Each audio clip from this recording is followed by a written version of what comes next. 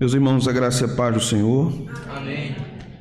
Que bênção estarmos aqui neste dia que o Senhor nos deu, um dia do Senhor, que nos reunimos para adorar o seu nome. Primeiro domingo do ano de 2023. Que o Senhor nos abençoe, não é? Amém. O Senhor nos ajude. Vamos abrir a palavra de Deus nesta noite em Colossenses.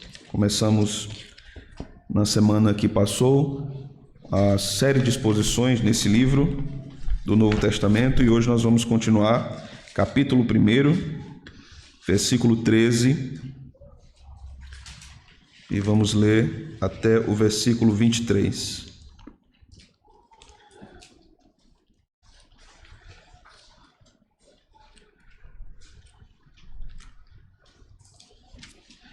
Vamos ficar de pé.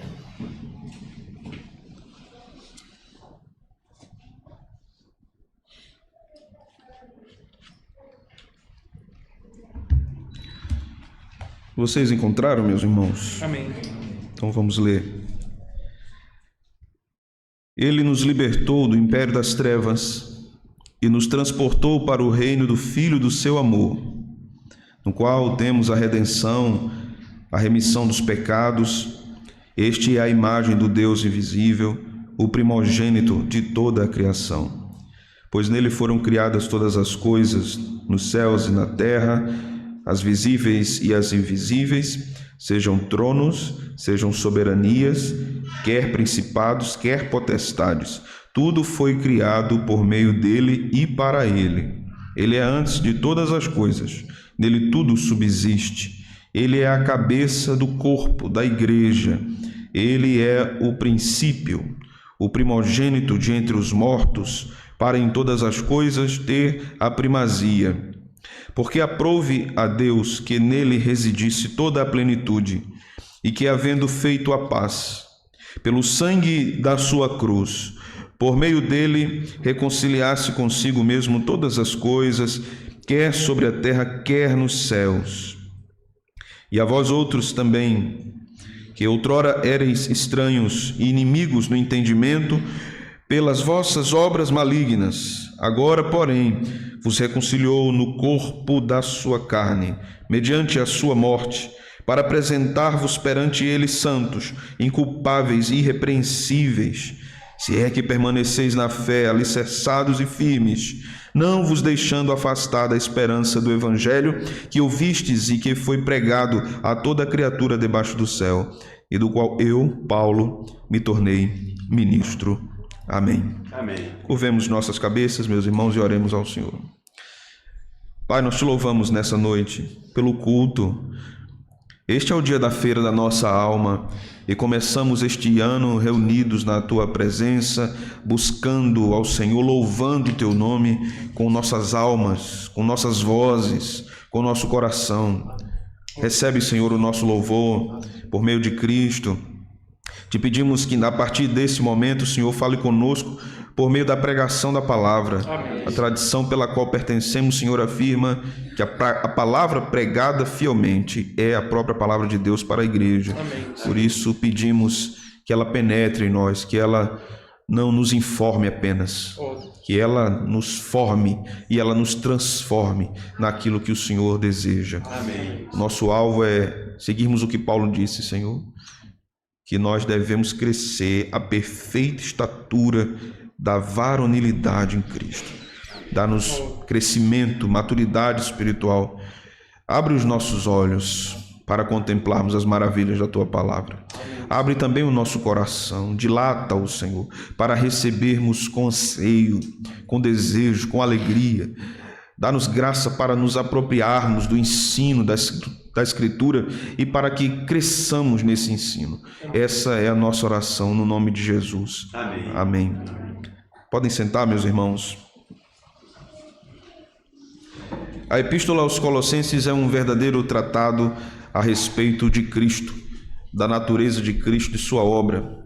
E podemos dizer mais propriamente sobre a suficiência de Cristo e a sua supremacia.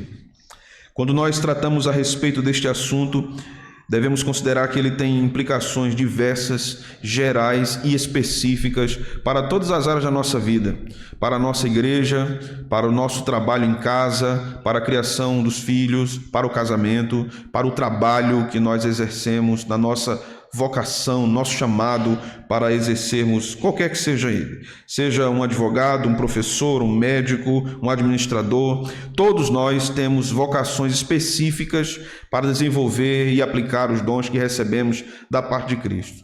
Quando falamos da doutrina da vocação, nós devemos perceber que isso está dividido em duas partes. Primeiro, nós falamos a respeito da vocação para a salvação, e aí nós estamos falando da doutrina da eleição. Deus vocaciona todos aqueles que são chamados para a conversão, para terem uma vida transformada pelo Evangelho.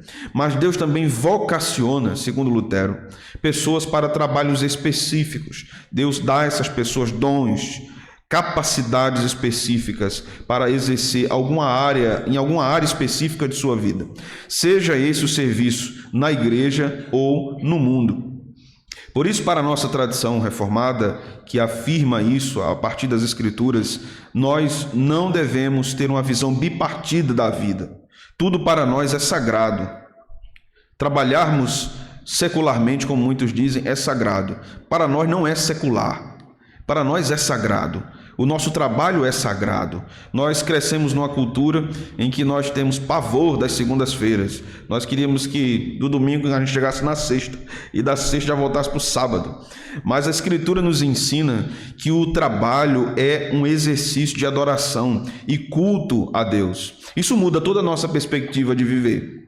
Isso muda a nossa perspectiva de lidarmos com o nosso trabalho, não mais apenas como um fardo. É certo que algumas espécies de trabalho são um fardo muito grande. Isso também não está longe do que a Escritura diz, que do suor do rosto Adão comeria do seu trabalho.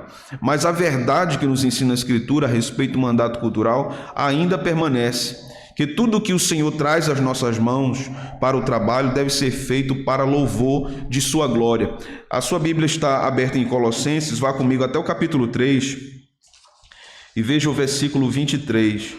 Nós vamos ter sermões específicos nessa epístola sobre a relação de Cristo com a nossa vida profissional, com o nosso trabalho, seja o trabalho para o sustento, a subsistência, ou seja, o próprio trabalho doméstico. O versículo 23 nos diz o seguinte: tudo quanto fizerdes, fazei-o de todo o coração, como para o Senhor, e não para os homens. Esse versículo está num contexto que trata sobre vida familiar e trabalho.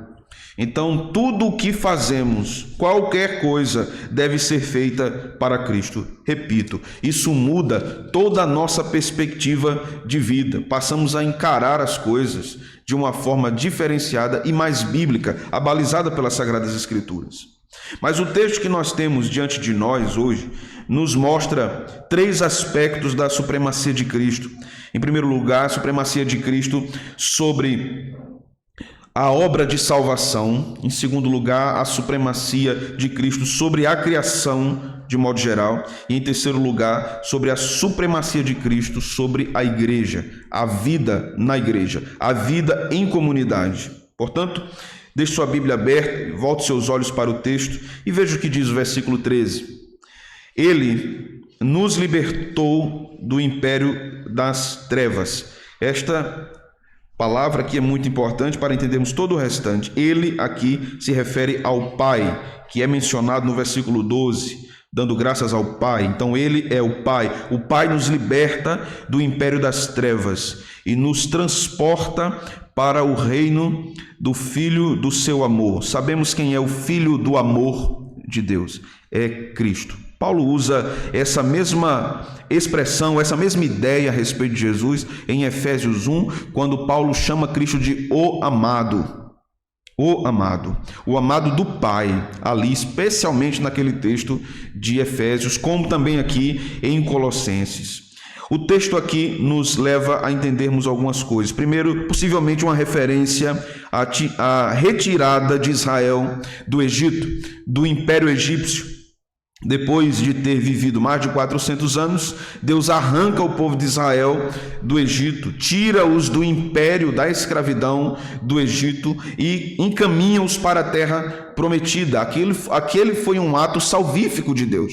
Deus estava exercendo seus atos salvadores em vários episódios no Antigo Testamento. Por exemplo, quando nós lemos sobre a vitória de Davi sobre Golias. Eu sei que é mania dos crentes encararem Golias ali como seus problemas, né? Deus vai derrubar o Golias da tua vida e coisas dessa natureza. Não é essa a intenção do texto sagrado lá no Antigo Testamento. Na verdade, ali Deus está exercendo um ato salvífico em relação a Israel. Assim como a abertura do Mar Vermelho foi um ato salvífico, não é também nada, que não tem nada a ver também com as vitórias que Deus pode nos dar e vai abrir o mar para a gente passar. Não tem nada a ver com isso. São os atos salvadores de Deus sendo mostrados no Antigo Testamento, assim como foi a retirada do povo de Israel do Egito. Mas aqui há uma outra referência, o império das trevas. Trevas aqui, em primeiro lugar, deixa eu fazer uma consideração. Trevas tem relação com escuridão e isso não tem nenhuma relação com segregação racial. Isso tem uma relação com o que a mensagem do Evangelho está demonstrando. Nós vivemos uma loucura no nosso país, daqui a pouco a gente pode falar mais nada, porque tudo agora é preconceito. Então esse é um texto bíblico inspirado pelo Espírito Santo de Deus. E o Espírito Santo de Deus não segrega ninguém. Amém, meus irmãos? Ponto.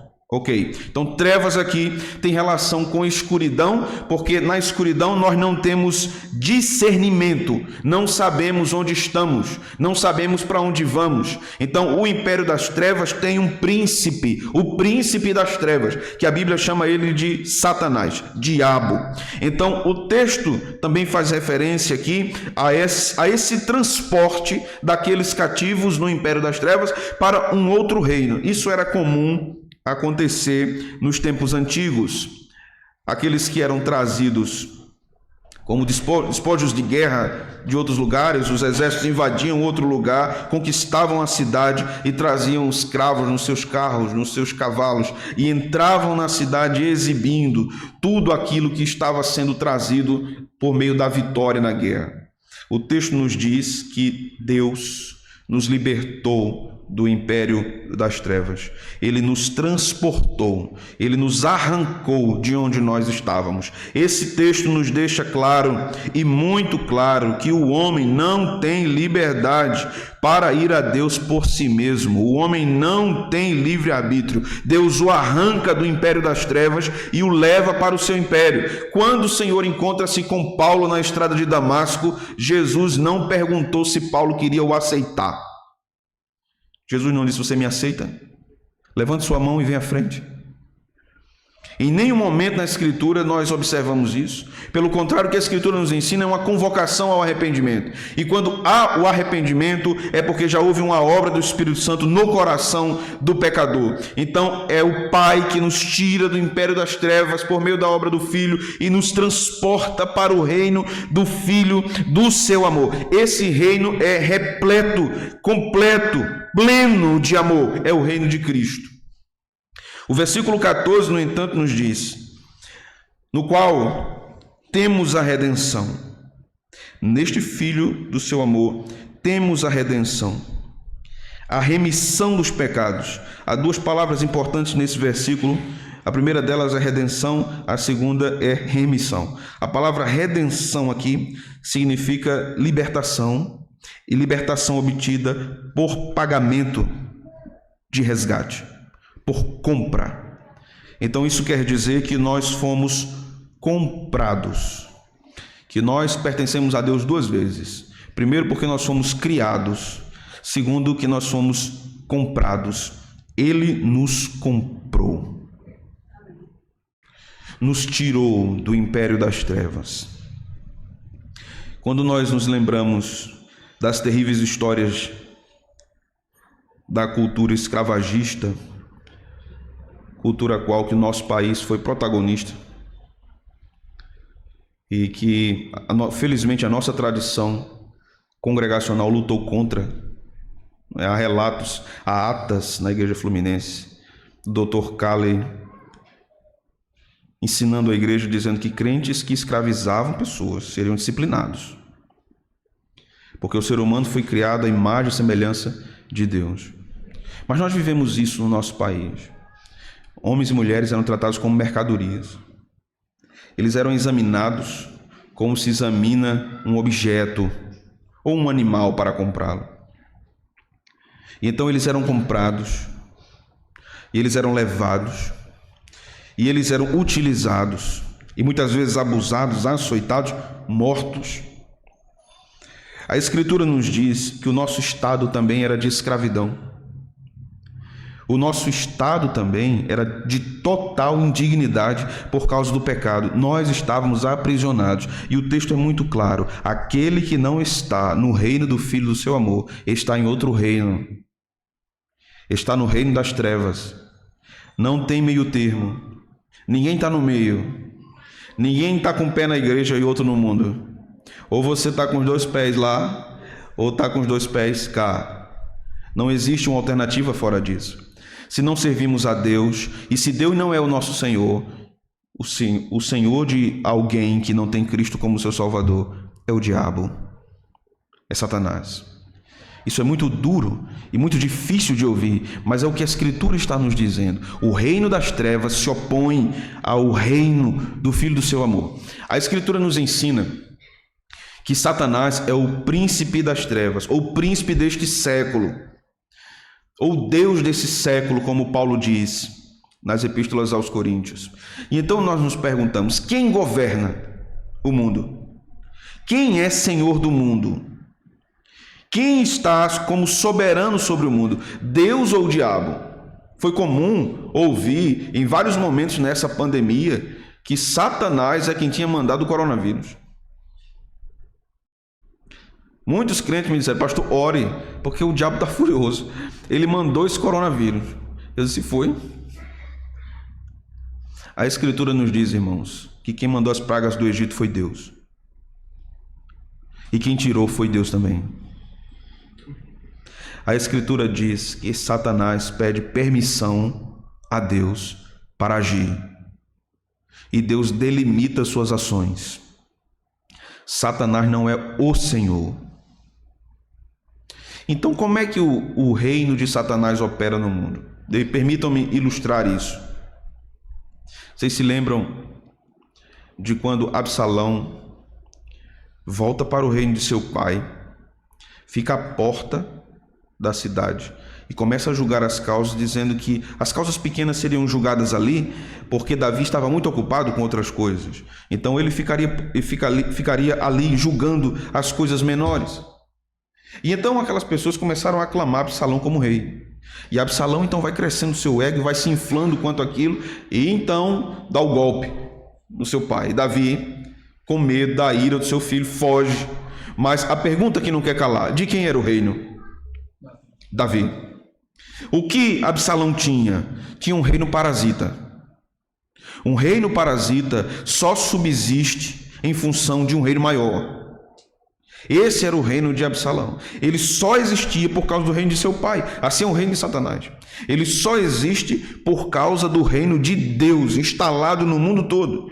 Então Satanás vai por ali mentindo, articulando, enganando, levando pessoas para longe de Deus. Esse é o sentido de reino das trevas. E aqui o texto nos diz que o Senhor nos compra, que Ele nos liberta, que Ele nos redime.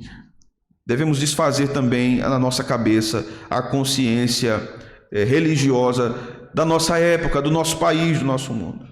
Mesmo sendo pessoas ou crentes reformados que professam uma fé calvinista, aqui e acolá, nós achamos que nós devemos fazer alguma coisa para merecer a salvação. Achamos que nós não somos crentes porque nós agimos de determinada forma, que nós cometemos determinado pecado. Ou se alguém no meio do rebanho caiu num pecado terrível, automaticamente nós dizemos apressadamente, não é crente. Porque se fosse crente não tinha cometido esse pecado. É como se depois de ser crente nós tivéssemos absolutamente a nossa mentalidade transformada. Nós não somos glorificados ainda. Nós estamos ainda com o pecado dentro de nós. Mas a grande questão é, Ele é quem nos liberta. Amém. A libertação vem da parte dele. Embora pecadores, embora ainda com a natureza do pecado em nós, o pecado não é mais senhor sobre nós e Satanás também não é senhor sobre nós. Vivemos no já e no ainda não.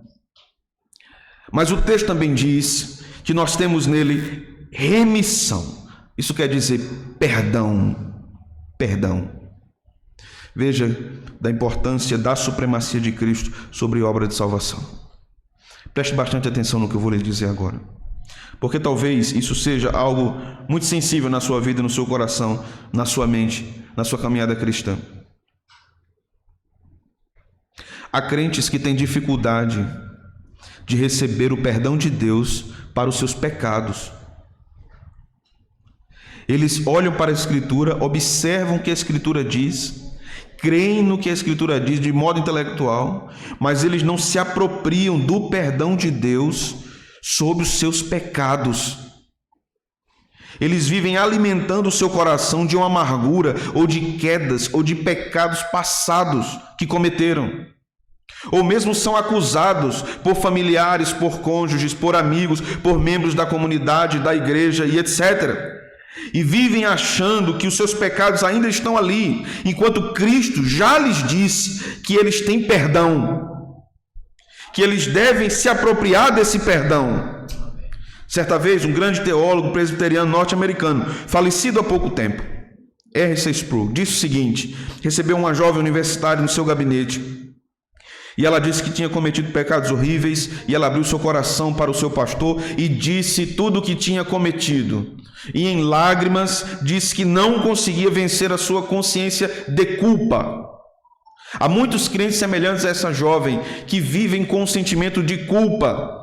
Mesmo crendo na palavra, ouvindo a pregação, ainda convivem com a culpa por causa de pecados cometidos há muitos anos.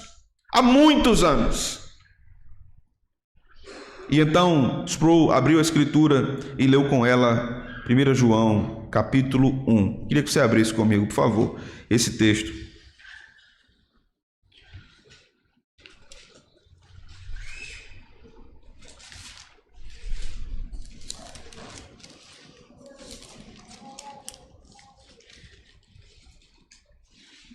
Versículo de número 9. E aquele pastor abriu a Escritura e virou a sua Bíblia para aquela jovem e disse: leia em voz alta, minha irmã. E ela leu: se confessarmos os nossos pecados, Ele é fiel e justo, para nos perdoar os pecados e nos purificar de toda injustiça. Ele olhou nos olhos daquela jovem e disse: você entendeu? Ela disse: entendi, pastor. Ele disse: você ainda sente culpa? Ela disse: sinto. Ele disse: muito bem, leia de novo. E ela leu. E ele fez as mesmas perguntas. E ela disse: ainda sinto. O pastor fez ela ler 15 vezes aquele versículo. No final, na 15ª vez, ela estava chorando, soluçando. E ao terminar de ler, ela disse: eu entendi. Ele se entendeu? Ela disse: entendi. Que a Bíblia diz isso, mas eu não consigo me apropriar disso. Ele disse: você não entendeu ainda. Você sabe por que você não consegue se apropriar do perdão de Deus, da remissão dos seus pecados? Porque você está cometendo um pecado de orgulho. Deixamos de experimentar refrigério espiritual em nossas vidas, porque somos orgulhosos e não queremos receber o perdão de Deus para nós. Porque no fundo nós acreditamos que nós devemos fazer muitas coisas para sermos dignos da salvação. É como se lá no fundo nós quiséssemos um dia entrarmos nos portais celestiais e dizermos assim: Senhor, eu consegui. Estou aqui. Foi difícil, Senhor, mas eu consegui. Não será assim, irmãos. Talvez, e permitam-me aqui conjecturar, não é bíblico, é apenas uma ilustração no sermão. Talvez o que nós vejamos quando chegarmos lá é uma placa bem grande, com escritos enormes na nossa frente: foi por graça. Somente por graça. Sua salvação não se esvai, não se derrete por causa de pecados que você cometeu, ou cometerá. A morte de Cristo contempla todos os nossos pecados, passados, presentes e aqueles que ainda vamos cometer. Já temos garantia de perdão. Pastor, isso não nos impele, não nos empurra a uma vida libertina, absolutamente. Nos constrange a uma vida piedosa. Porque sabemos que nada que possamos fazer contra Ele mudará o seu amor por nós. Ele sempre nos amará da mesma forma, porque Ele é imutável. Então o seu amor por nós também não pode mudar. Veja o versículo 15 então agora.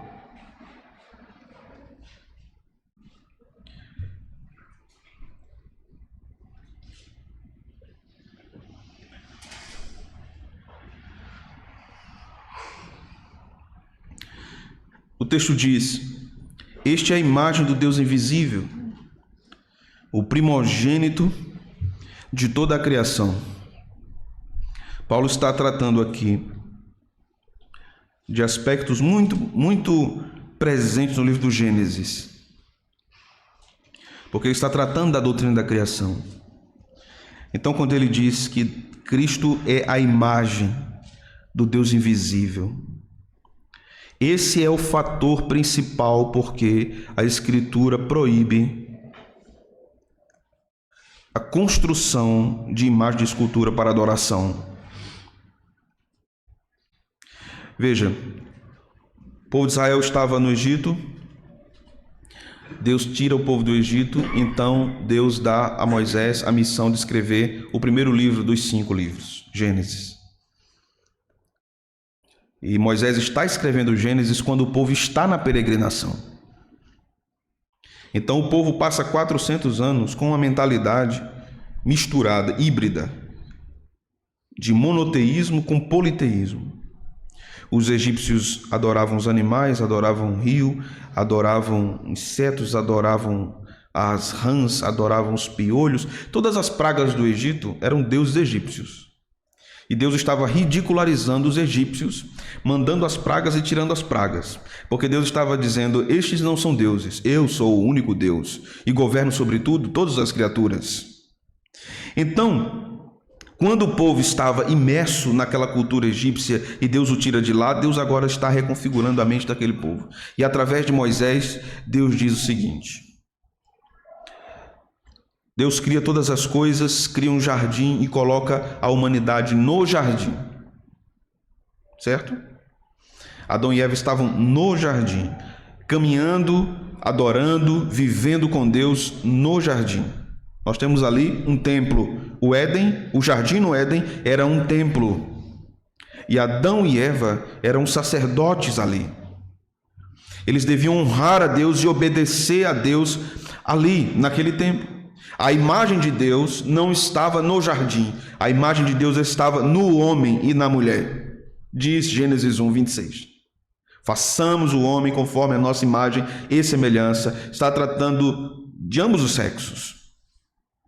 Então, quando o texto vai nos dizer que Cristo é a imagem do Deus invisível, Ele é a expressão exata de Deus, como diz Hebreus capítulo 1, quer dizer-nos também que Cristo é o homem perfeito, mas mais do que isso, Ele é Deus feito carne.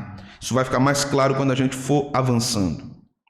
Então, não podemos adorar imagem de escultura, porque aquelas não são a imagem de Deus. A imagem de Deus está em Cristo. Por isso, no culto reformado, não temos nenhuma espécie de ícone que nos facilite a adoração. Essa foi a filosofia adotada na cristandade no passado. O povo analfabeto, que não sabia ler, não tinha condição de entender o texto sagrado, e pior ainda, porque o texto sagrado só estava em latim, e o povo ia para a missa, os padres rezavam a missa em latim, e todo mundo dizia amém, ninguém sabia nada do que estava sendo dito ali. E muitas vezes nem os padres sabiam o que estavam dizendo.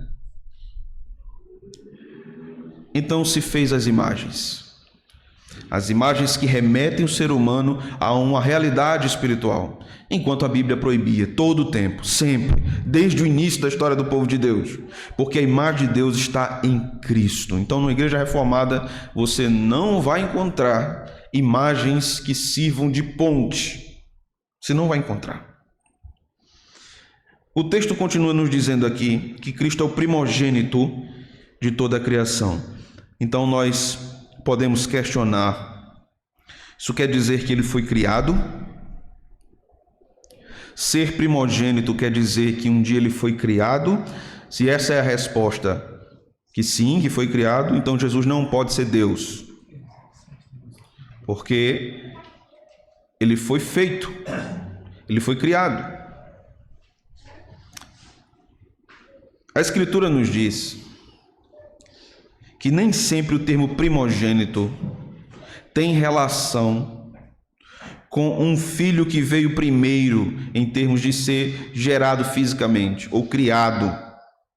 Cristo foi gerado, mas não criado. Gerado na eternidade, isso não é sinônimo de criação.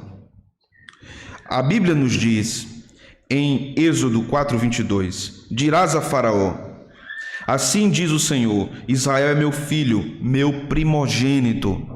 Deus está dizendo isso a Moisés. Pergunta: Israel foi o primeiro povo a ser criado? Não. O povo de Israel nasce a partir de Jacó. Tem suas raízes em Abraão, mas nasce a partir de Jacó. Israel não foi o primeiro povo criado. Então o que quer dizer primogênito? Quer dizer aquele que tem a primazia, aquele que tem uma evidência. Então o texto de Colossenses está nos ensinando que Cristo é aquele que tem a primazia. Ele é o primaz sobre toda a criação. Ele é o que governa toda a criação e não o primeiro a ser criado. Essa é uma crença das testemunhas de Jeová e não da igreja cristã. Eles afirmam que Cristo foi criado. Isso não tem nenhuma evidência nas Escrituras Sagradas. Pelo contrário, é uma heresia. Então veja o verso 16. O texto diz: pois nele foram criadas todas as coisas, nos céus e sobre a terra, as visíveis e as invisíveis, sejam tronos, sejam soberanias, quer principados, quer potestades, tudo foi criado por meio dele e para ele. Cristo cria todas as coisas e cria para ele mesmo. O mundo foi criado para Cristo. Os homens foram criados para Cristo. Toda a beleza que há na criação foi criada para Cristo. Nós somos muito beneficiados com tudo isso, mas tudo foi criado para Ele. E o texto vai nos dizer que as coisas invisíveis e visíveis nos céus e na terra foram criados para Jesus. Então, há algumas designações aqui de classes angelicais, sejam tronos, soberanias, principados, potestades. Tudo foi criado por meio dele para ele. Este é o único lugar nas epístolas paulinas que Paulo fala dessas classes angelicais. Há algumas expressões de Paulo sobre os anjos que são muito complicadas de se interpretar no Novo Testamento. Essa é uma delas. Uma outra está em uma das epístolas aos Coríntios, que ele diz que as mulheres deveriam usar o véu por causa dos anjos. Como é que soluciona um negócio desse? Eu não sei.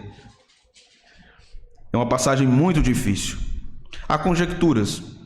Claro que a igreja de Corinto entendia plenamente o que ele estava dizendo. Mas nós estamos num distanciamento histórico, temporal, cultural enorme para entendermos.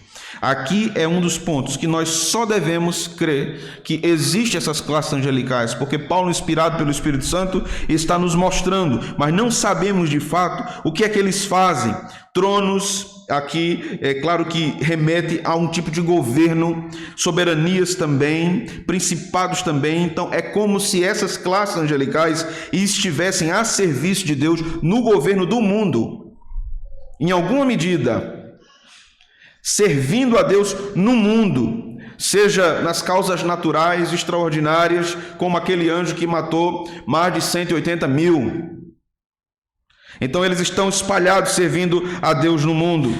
O texto continua dizendo aqui no versículo 17: ele é antes de todas as coisas, nele tudo subsiste. Cristo é antes de todas as coisas. É uma afirmação da divindade de Cristo. Ele é eterno, antes de todas as coisas. Nele, tudo na criação subsiste. Ele mantém todas as coisas. Ele é a ordem de todas as coisas. Quando João usa o termo logos para Cristo, lá no seu evangelho, logos não significava apenas palavra ou discurso. Tinha uma certa conotação de razão, lógica. Então, no pensamento joanino, é como se ele estivesse dizendo: Cristo é a razão do mundo, é a lógica do mundo. Ele mantém todas as coisas. Essa palavra logos lá, relacionada à razão e lógica, estava relacionada também a uma prática antiga na organização de celeiros. Quando se prendia o capim com um feixe.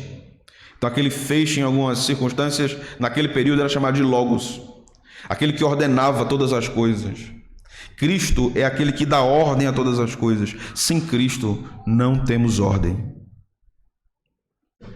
Não temos ordem no mundo, não temos ordem na igreja, não temos ordem na sociedade, não temos ordem nos nossos corações. Sem Cristo é impossível os nossos corações estarem ordenados. Ele governa tudo, das coisas maiores e mais complexas, as coisas mais interiores dentro de nós. Cristo nos sustenta, meus irmãos, e sustenta todas as áreas de nossa vida. Ele nos ensina muito sobre isso em Mateus capítulo 6, quando ele trata sobre ansiedade. Ele diz: não andem assim, não fiquem preocupados e ansiosos. Olhem para os pássaros. Eles não trabalham nem fiam, e eu os alimento. Olhem para os lírios do campo, como eu os visto. Nem Salomão, em toda a sua glória, se vestiu como um desses. Perceba o que Cristo faz com seus discípulos e faz conosco também. Nós sabemos que a ansiedade é um hiperfoco em determinado problema. Nós ficamos extremamente focados em algo e não percebemos as coisas que estão ao redor. Os nossos olhos estão voltados apenas para aquilo, para aquele problema, para aquela dificuldade. É como se fosse uma mão diante do nosso nariz e nós não conseguimos ver nada. Sabemos que existem coisas a mais, mas nós não conseguimos ver. Então o que é que Cristo faz naquele texto de Mateus? Ele diz assim: afaste seu rosto da sua mão. Se distancie do objeto da sua preocupação e observe ao seu redor. Veja aquele pássaro que está cantando, que está comendo. Veja aquele pássaro que está alimentando seus filhotes. Veja aquele lírio, veja a beleza que há nele. Eu faço isso e sustento todas as coisas. E o mesmo Deus que sustenta os pássaros e veste os lírios é o mesmo Deus que coloca o alimento na nossa mesa e veste o nosso corpo. Quando o texto diz que nele tudo subsiste, é tudo mesmo, irmãos. Tudo subsiste em Cristo. Isso não nos move para uma posição inerte, relaxada, de não fazermos o que nos compete. Pelo contrário, isso nos mostra que nós devemos viver uma vida de mordomia, mas que quem ao final das contas nos supre é Cristo. Quem nos dá é Cristo, quem nos mantém é Cristo. Então é Cristo que cuida da sua casa, é Cristo que cuida dos seus filhos, dos seus negócios, da sua família, das suas emoções, da sua fé. Cristo sustenta todas as coisas. Então pare de achar que você mantém as coisas em ordem. Você não mantém. É Cristo que faz isso. É Cristo que te dá condição de permanecer vivo ou viva. Nele tudo subsiste. Até o ar que você respira, você só respira porque é Cristo que te dá. Amém. O texto continua no verso 18.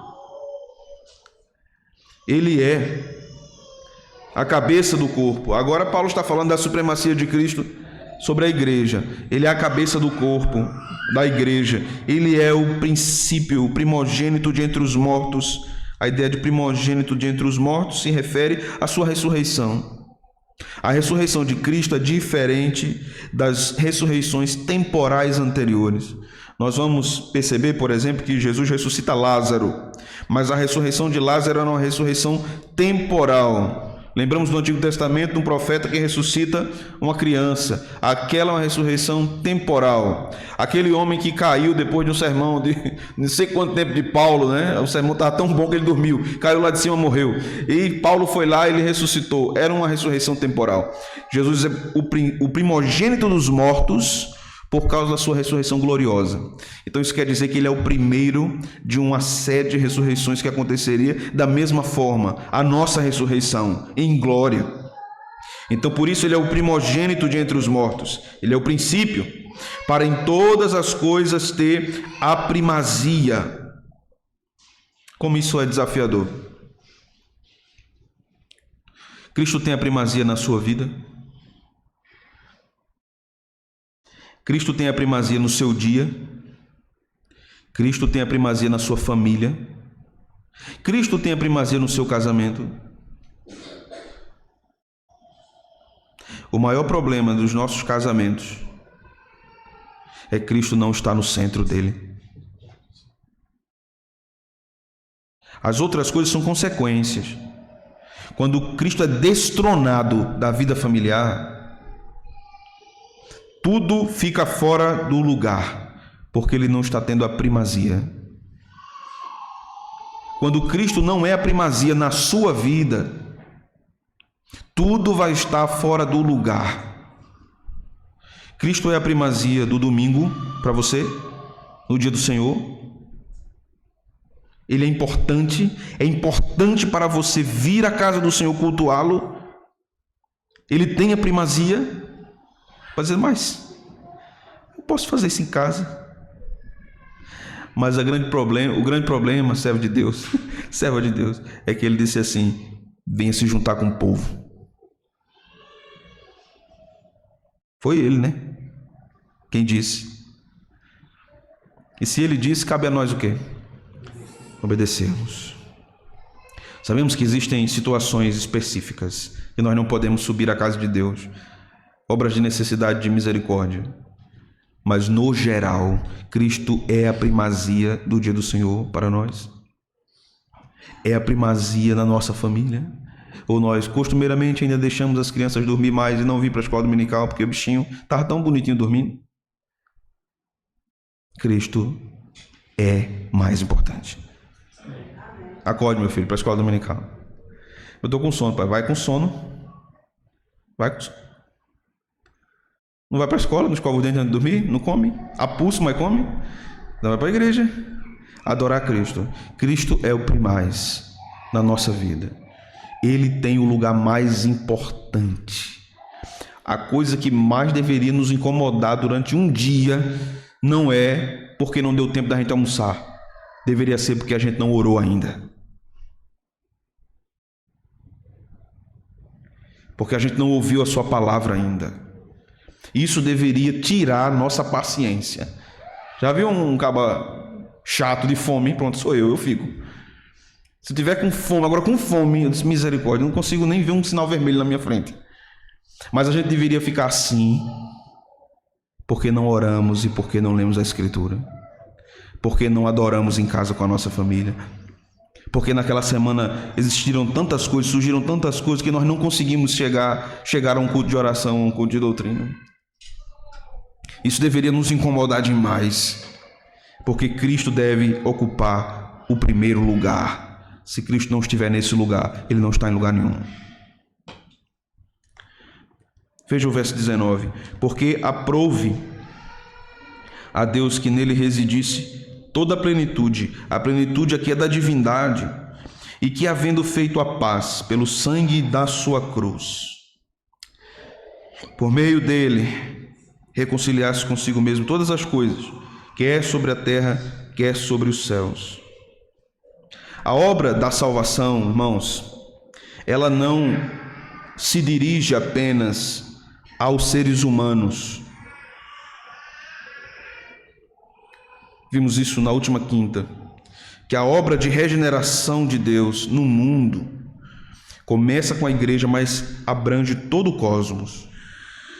Então, quando o texto diz que em Cristo, no sangue da sua cruz, na paz estabelecida nesse sacrifício, tudo é reconciliado, o que tem nos céus e na terra. Essa é uma linguagem do pensamento hebraico para falar de todo o universo.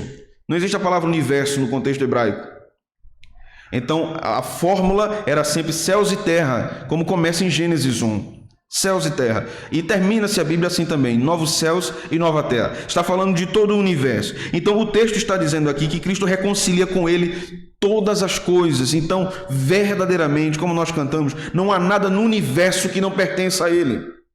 Ele reconcilia tudo que caiu com o pecado com o seu Pai, inclusive nós. Os nossos pensamentos devem ser dirigidos por Cristo, os nossos negócios devem ser regidos por Cristo, os nossos sonhos devem estar debaixo da vontade de Cristo, as nossas vontades. Cristo deve governar absolutamente sobre tudo. Não tem como vivermos uma vida cristã e colocarmos Cristo à parte do nosso planejamento. Não tem como sermos fiéis a Deus se Cristo não governa cada parte da nossa vida. E haverá muitos momentos na nossa semana que ele parece que não está governando. Não porque ele não quer ou porque não esteja, mas porque nós estamos achando que nós governamos a nossa própria vida. O que é que o mundo nos diz? Meu corpo, minhas regras, eu mando em mim mesmo. Na minha vida quem manda sou eu. A Bíblia não nos ensina assim. Eu não sou dono nem do meu nariz. Cristo é dono de tudo. Governa tudo. Toda a minha vida. Tudo que eu faço. Por isso eu preciso fazer algumas aplicações aqui. Faço aplicações aos jovens da nossa igreja. Não se deixem seduzir pelo conhecimento desse século e pela soberba do conhecimento desse século, que acha que pode crescer e se desenvolver sem colocar Cristo no trono. Não se deixem soberbecer pelos sentimentos e as seduções morais deste século, achando que o que importa é que os prazeres sejam saciados e sejam alimentados, e se apartando de Cristo vocês busquem a carne e não o que é excelente no Espírito. Se Cristo estiver no lugar onde ele deve estar, tudo a seu tempo será fornecido por Deus à sua vida, absolutamente tudo, da forma que Deus deseja, pelos caminhos que Deus traçou, pela forma que a providência está governando. O caminho para termos, de fato, o que precisamos é buscarmos a Deus e não buscarmos as soluções da nossa carne ou desse mundo, ou seguirmos as sugestões do nosso tempo.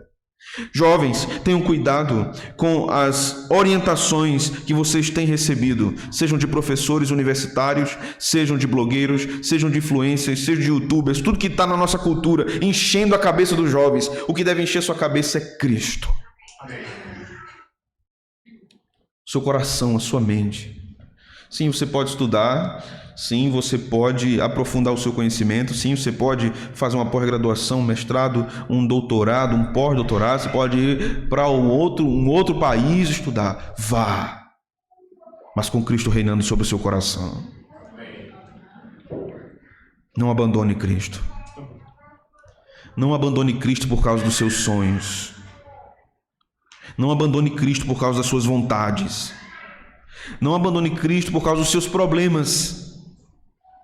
Nós não conseguimos aprisionar Cristo às nossas vontades. Se Ele não faz o que eu desejo que Ele faça, então não quero mais servi-lo. Então você não compreendeu ainda quem é Cristo. Quem é Cristo? Cristo é insubstituível. Não tem como negociarmos. Há alguns anos eu li um livro de um jornalista norte-americano que era ateu e recebeu um desafio de produzir um material que demonstrasse racionalmente que o cristianismo era uma mentira, que cientificamente, filosoficamente, alguém inteligente não admitiria o cristianismo. E então ele conversou com vários especialistas de várias áreas diferentes, de muitas áreas diferentes. Por fim, ele foi conversar com um ex-pastor, um teólogo liberal, que começou a sua carreira ministerial, se não me falha a memória, ao lado de Billy Graham. E este agora tinha desviado-se absolutamente, e os seus artigos, os seus livros eram sempre contra o que a Escritura dizia, contra a moral cristã, e tudo o que a Escritura ensinava sobre uma visão cristã de mundo. Esse jornalista foi falar com esse ateu agora. ex-pastor, agora ateu. Depois de muitas perguntas, esse jornalista que era ateu, que ao final desse livro ele se converte ao cristianismo, pergunta a esse ex-pastor: o que é que você pode dizer sobre Jesus? Aquele homem suspirou e ficou olhando para aquele jornalista alguns minutos. E as lágrimas começaram a descer no seu rosto. E então ele afirmou: ele nunca me fez nenhum mal.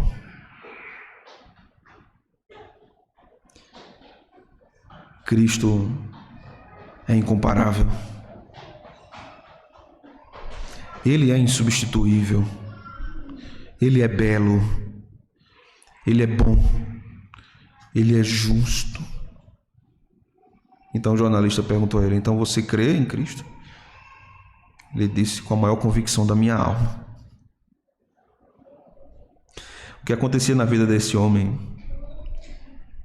era que havia uma divisão entre a sua inteligência e a sua crença.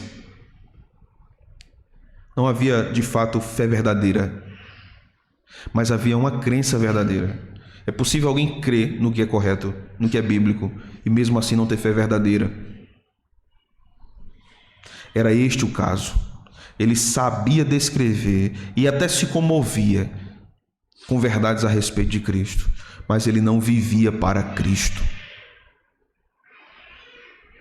Não.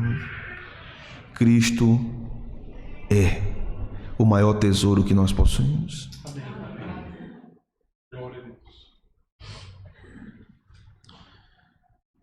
O texto continua aqui, irmãos, nos dizendo no versículo 21: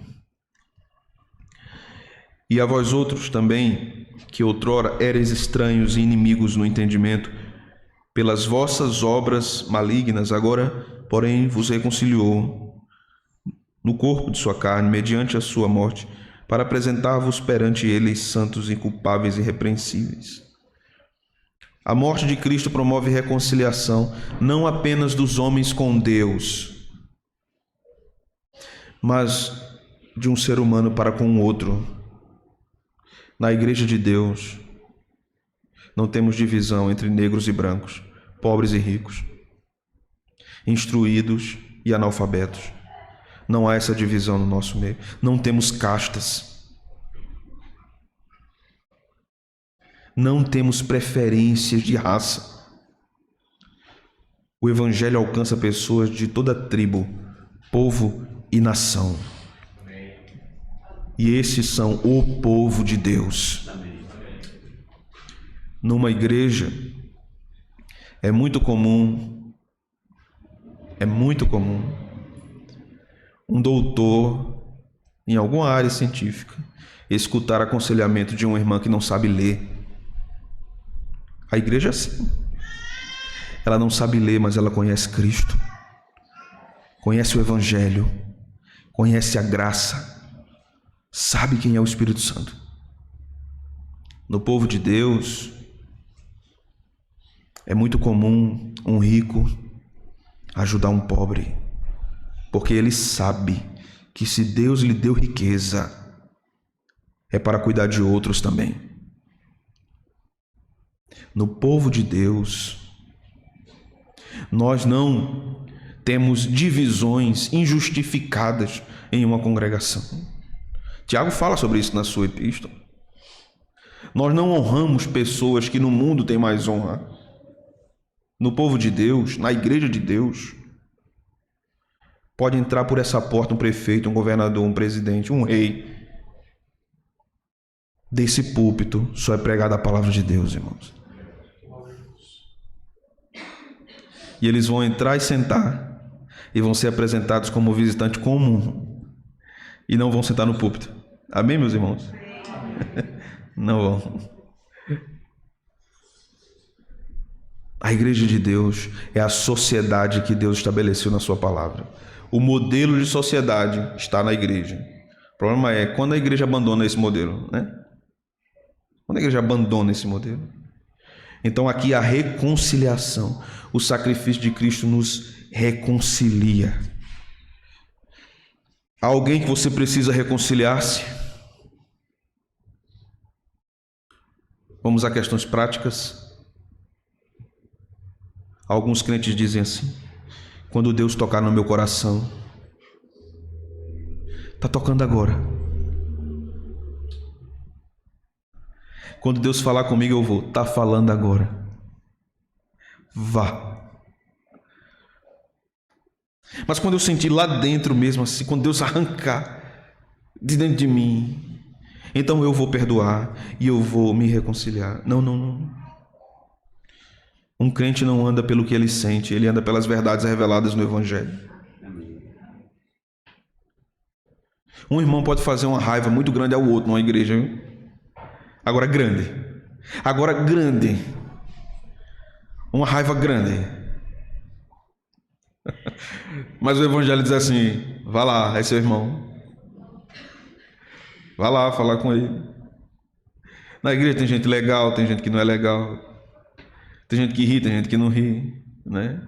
Tem gente que abraça, tem gente que dá a paz de longe. Tem tudo na igreja. Mas a igreja é o povo de Deus e Deus vai moldando, vai lapidando assim. Vai nos quebrando às vezes. Vai nos humilhando, nos abatendo, apertando o parafuso, né? Até a gente gritar. Quando a gente gritar, você aprendeu? Não, não aprendi não. Então vou apertar mais para você aprender. A igreja é um povo reconciliado com Deus e com o outro. Paulo diz: a parede que separava foi derribada. Não existe mais separação entre judeus e gentios. Então também não existe separação nas nossas relações. Nós devemos alimentar uma comunhão profunda, um cuidado profundo. As crianças devem ser orientadas em casa, nos seus cultos domésticos com os seus pais, a orarem pelos enfermos da igreja, a orarem pelos idosos da igreja, e devem ser orientados pelos pais a procurarem essas pessoas. Vá lá e diga à irmã que você está orando por ela. Eles devem ser ensinados a fazer isso, porque nós devemos alimentar a comunhão. Se nós sabemos que um irmão ou uma irmã adoeceu ou está enfrentando algum problema, e nós estamos orando por isso, é necessário que nós nos aproximemos. Se nós não sabemos o que dizer, mas a gente só precisa dizer isso: estou orando, viu? Você já ouviu uma frase dessa? Você já experimentou como isso é confortante? Aquela pessoa não tem o que dizer a você não, mas ela diz isso: eu estou orando por você. Deus usa uma frase dessa poderosamente, irmãos, para trazer conforto ao coração de um crente, a uma família. Nós devemos cultivar em nosso coração, na nossa casa e na nossa igreja, a cultura da reconciliação, nunca da divisão, sempre da reconciliação. Nós somos apaziguadores, nós não somos acendedores de fogueira, de contendas, porque Cristo tem o ministério da reconciliação e isso é dado a nós. Por isso que Paulo vai nos dizer, no versículo 22 e 23, agora, porém, vos reconciliou no corpo da sua carne mediante a sua morte, para apresentar-vos perante ele santos, inculpáveis e irrepreensíveis, se é que permaneceis na fé, alicerçados e firmes, não vos deixando afastar da esperança do evangelho que ouvistes e que foi pregado a toda criatura debaixo do céu, do qual eu, Paulo, me tornei ministro. Vocês entenderam, meus irmãos? Amém? Amém. Eu posso dizer a Deus em oração que vocês entenderam o que eu preguei. Eu posso amanhã ajoelhar-me e dizer: Senhor, o povo disse que entendeu.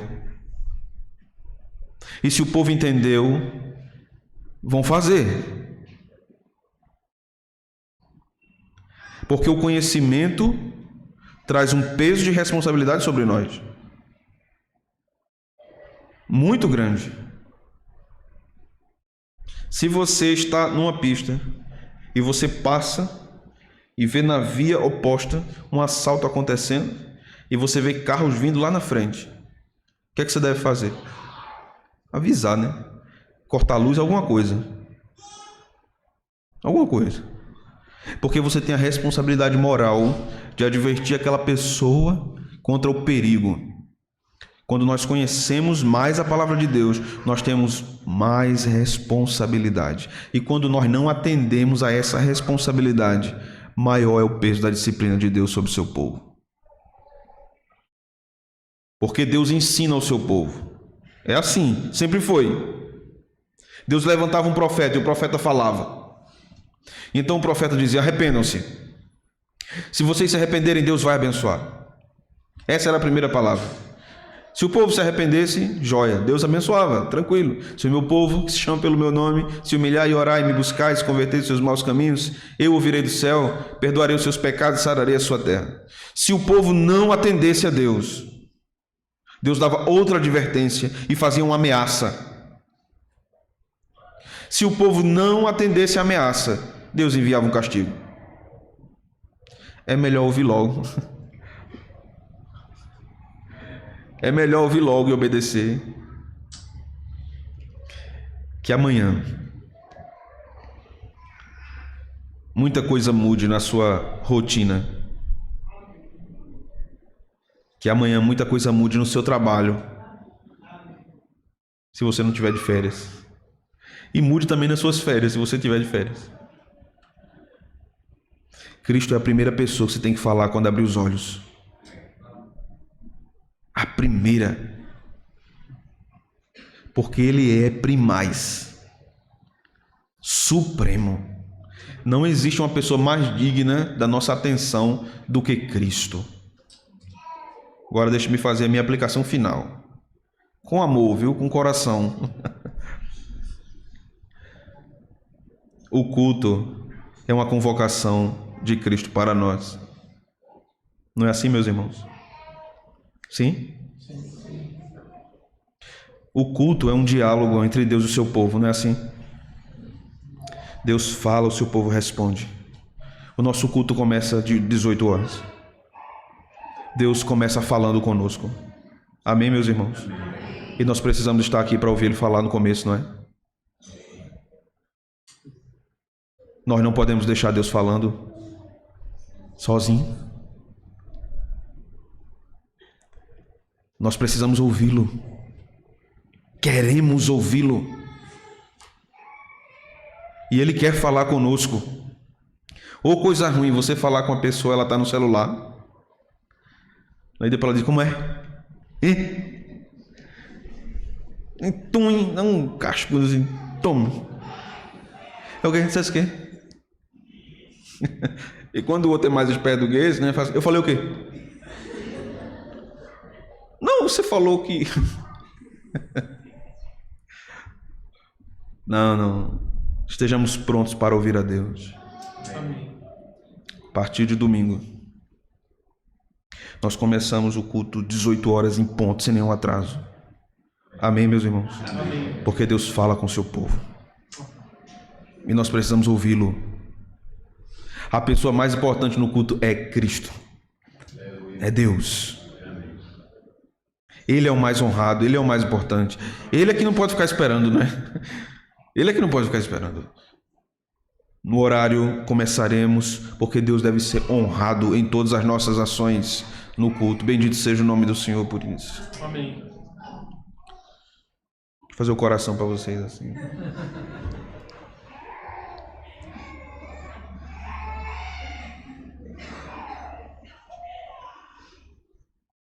Meditemos em tudo isso, meus irmãos.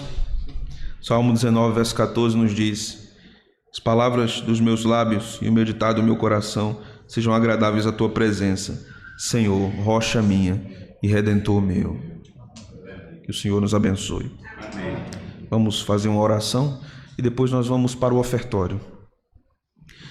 Senhor, nós te louvamos pela tua palavra, te louvamos pela revelação de Cristo, pela sua supremacia, pela sua onipotência, sua divindade.